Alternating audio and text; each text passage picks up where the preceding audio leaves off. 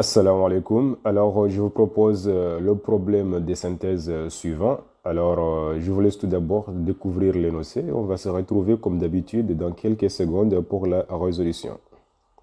Alors ici, nous avons l'acide ascorbique des formules C6H8O6.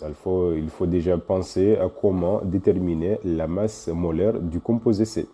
Vous avez les masses molaires des différents atomes. Ici, pour l'hydrogène, vous avez 1. Pour l'azote, nous avons 23 grammes par mol, carbone, ainsi que l'oxygène, 16 grammes par mol.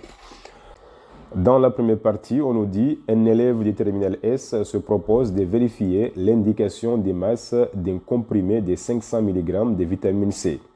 Pour cela, il dissout un comprimé dans un volume d'eau de 200 ml. On note S0 la solution obtenue. Il procède au dosage d'un volume V égal à 20 ml de la solution S0, c'est-à-dire c'est le volume prélevé. Par une solution de soude de concentration Cb égale à 1,2 fois 10 puissance moins 2 mol par litre, en présence d'un indicateur coloré approprié. Le virage de l'indicateur est obtenu quand le volume de la solution de soude versée est 11,7 ml. Alors, ce volume-là représente le volume de la base à l'équivalence. On y est.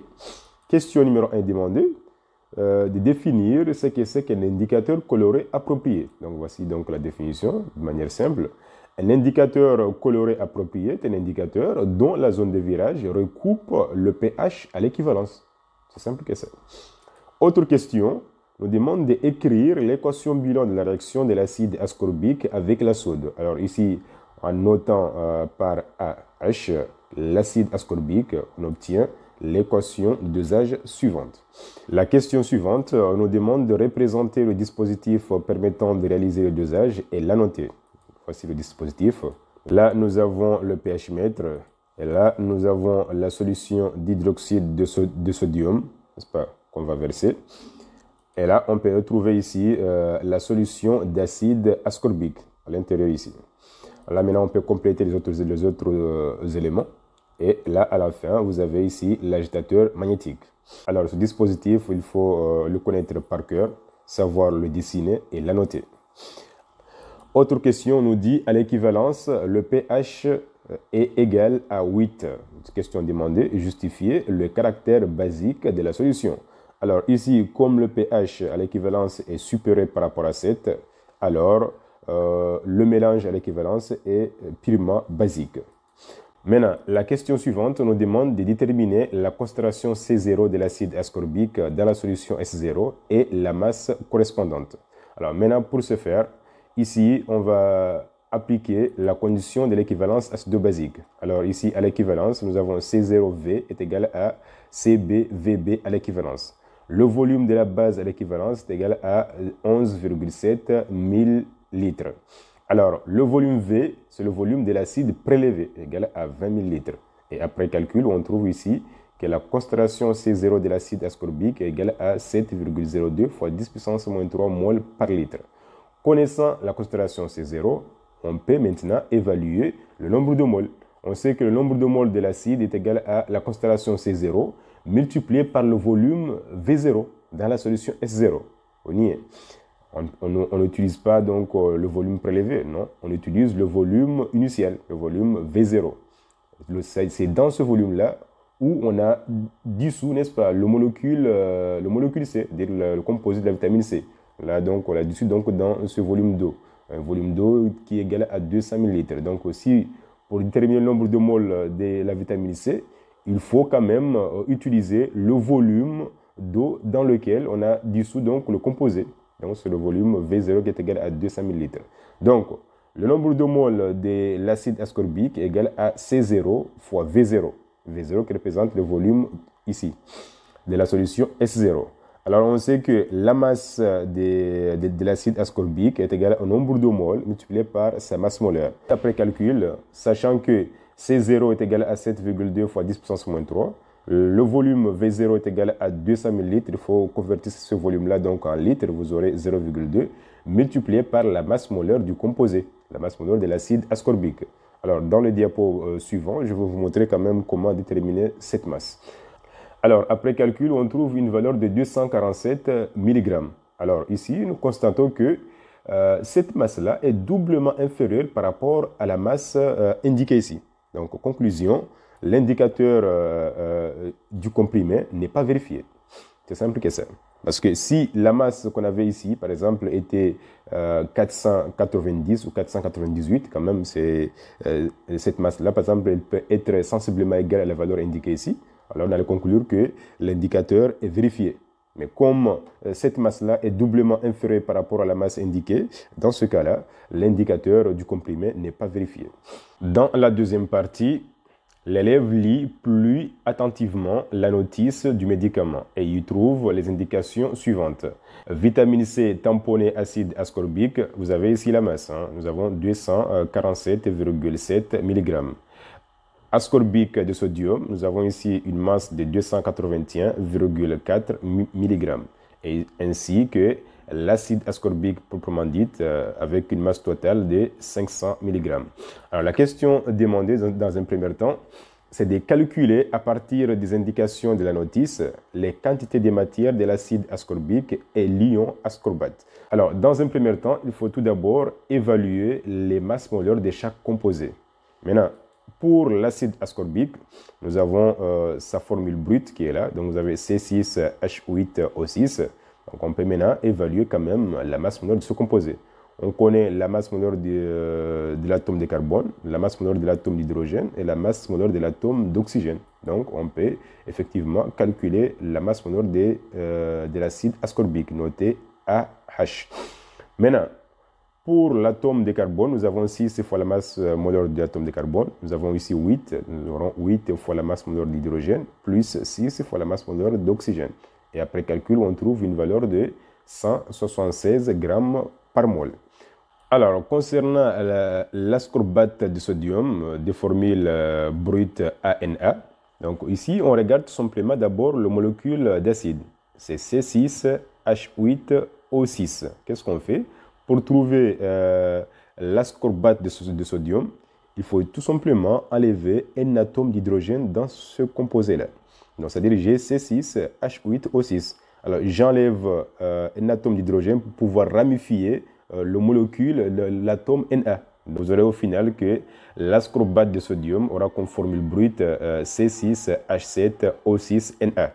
Connaissant la masse molaire de chaque atome, on peut directement donc calculer la masse molaire de l'ascorbate de sodium. Donc après calcul, on trouve ici une masse molaire de 198 grammes par mol. Alors pour calculer les quantités de matière, on sait que le nombre de moles est égal à la masse sur la masse molaire. Maintenant, pour l'acide ascorbique, on trouve une valeur ici de 1,41 fois 10 puissance moins 3 mol, après avoir fait les calculs. Maintenant, pour l'ascorbate de sodium, on trouve une valeur de 1,42 fois 10 puissance moins 3 mol, après avoir fait les calculs. Pour la question suivante, on admet que les quantités de matière de l'acide ascorbique et de l'ion ascorbate présentes dans la solution obtenue par l'élève sont les mêmes que dans le comprimé. Question demandée, écrire la relation liant le pH et le pKa du couple. Donc nous avons ici que le pH est égal au pKa du couple plus log de la concentration de la base sur la concentration de l'acide. Comme le volume de la solution S0 est constant, donc on aura que la concentration de la base est égale au nombre de moles de la base sur le volume. Et la concentration de l'acide est égale au nombre de moles de l'acide divisé par le volume. VVP simplifié. Donc on aura donc que le pH est égal au pKa du couple plus log du nombre de moles de la base sur le nombre de moles de l'acide. Alors, la question suivante nous demande de déduire la valeur prévisible de pH de la solution S0. Alors, on peut constater ici que le nombre de moles de l'acide, qui est égal à 1,41 fois 10 puissance moins 3, est à peu près égal au nombre de moles de la base. Ici, c'est NaNA. J'ai oublié le N ici. Donc, à peu près égal au nombre de moles de ANA, qui est égal ici à 1,42 fois 10 puissance moins 3 moles. Parce que ANA représente la base. AH représente ici l'acide. Comme le nombre de moles de Na- est à peu près égal au nombre de moles de l'acide, alors on peut dire que log de Na- sur NaH est égal à log de 1. Et log de 1 est égal à 0. Donc on aura que pH sera à peu près égal au pKa du couple. Hein. Donc, on trouve ici à peu près que pH est égal à 4,1, qui représente ici au pKa du couple. Voilà. Maintenant, question suivante nous demande de donner les propriétés de cette solution. Alors, comme le pH de la solution est égal au pKa du couple, alors nous avons ici une solution tampon, n'est-ce pas? Et comme nous avons une solution tampon, alors son pH reste pratiquement invariable par faible dilution ou par addition d'un acide ou d'une base en quantité modérée. Voilà, donc c'est propriétés. Alors, la question suivante, on nous dit, sachant que le pH à l'intérieur de l'estomac est voisin de 1, justifiez alors par le calcul l'indication acide ascorbique total 500 mg. Alors là, pour ce faire, on va reprendre tout d'abord l'expression donnant le pH en fonction du pKa du couple. Alors, sachant que le pH est égal à 1, on y est. Donc, nous tirons d'abord ici le rapport Na- sur NH. Et de là, on peut tirer que log de Na- sur NaH est égal à pH moins pKa. On est d'accord? Maintenant, nous avons log de Na. Donc, on peut dire, pour tirer la valeur du rapport Na- sur NaH, on peut maintenant prendre ici donc 10 exposant donc au pH moins pKa. On y est. Donc maintenant, là, on peut maintenant remplacer la valeur de pH qui est égale ici à 1. pKa du couple est égal à 4,1. On trouve ici après calcul 7,94 fois 10 puissance moins 4. Donc Na- égale à 7,94 multiplié par 10 puissance moins 4 multiplié par le nombre de moles de l'acide. On peut noter ça comme relation numéro 1. Alors, maintenant, on va utiliser la conservation des matières, sachant que le nombre de moles de la base plus le nombre de moles de l'acide est égal au nombre de moles de la base initiale plus le nombre de moles de l'acide initial. Maintenant, on remplace Na- par sa valeur, le nombre de moles de la base initialement calculé dans la question 2 petit a. On remplace encore le nombre de moles de l'acide initialement calculé dans la question 2 petit a. Et là, après calcul, on trouve ici que le nombre de moles de l'acide, de la base plutôt, plus le nombre de moles de l'acide est égal à 1,42 fois 10 puissance moins 3, qui représente le nombre de moles de la base initialement introduite, plus le nombre de moles de l'acide initialement introduite, qui est égal à 1,41 fois 10 puissance moins 3. Donc, après calcul, on trouve ici une valeur de 2,83 fois 10 puissance moins 3 moles. Relation numéro 2. Alors, ici, nous avons Na- plus NaH est égal à 2,83 fois 10 puissance moins 3 mol. Et la relation numéro 1, nous avons Na- est égal à 7,94 fois 10 puissance moins 4 multiplié par le nombre de moles de l'acide. Alors ici, on va remplacer là où nous avons Na- par son expression. Et de là, vous pouvez tirer le nombre de moles de l'acide. Donc là, après calcul, on trouve ici que le nombre de moles de l'acide est égal à 2,83 fois 10 puissance moins 3 divisé par 1 plus 7,94 multiplié par 10 puissance moins 4. Lorsque vous faites les calculs, vous trouverez une valeur de 2,83 multiplié par 10 puissance moins 3 mol. Alors, connaissant le nombre de moles de l'acide ascorbique, on peut évaluer sa masse. Donc, on sait que la masse de l'acide ascorbique est égale au nombre de moles de l'acide ascorbique multiplié par la masse molaire de l'acide ascorbique. Là, le nombre de moles étant égal à 2,83 fois 10 puissance moins 3. La masse molaire de l'acide ascorbique a été calculée dans la question 2.a. On avait trouvé 176 grammes par mol. Alors, après calcul, on trouve une valeur de 0,498 grammes. Lorsque vous l'amenez ça en milligrammes, on aura 498 milligrammes. Alors ici, la question qui revient souvent dans les examens, c'est qu'on vous demande souvent de calculer la marge d'erreur donc commise. Maintenant, pour ce faire, calculer cette marge-là, on prend la masse totale du médicament moins la masse totale du médicament calculée divisé par la masse du médicament multiplié par 100. C'est comme ça qu'on détermine la marge d'erreur. Donc, vous trouverez effectivement que vous aurez une marge d'erreur de combien? De 0,4%. Donc, souvent, on peut vous demander de démontrer que la marge d'erreur commise est de 0,4%. Alors, pour ce faire, Il faut tout d'abord déterminer la masse totale du médicament après donc avoir connu la valeur du pH. Et maintenant, calculer cette marge-là. Et si les calculs vous donnent effectivement la valeur qu'on vous a demandé, c'est bon. Si ça ne vous donne pas, donc il faut vérifier vos calculs. Voilà.